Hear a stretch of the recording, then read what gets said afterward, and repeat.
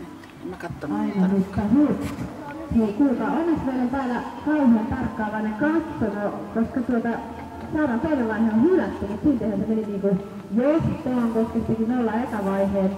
Elikkä uusinnan 4, 5 este on toi keltainen, ei vesi. Waka. Elikkä seuraavana Pasi ja Jurmo Lilli ja valmistautuu Morseedeperi Daro. Näin me kaikki lomautuneena vaan katsomme. No toivottavasti ei tee samoja. Tästä on sinisen tai keltaisen. Joo.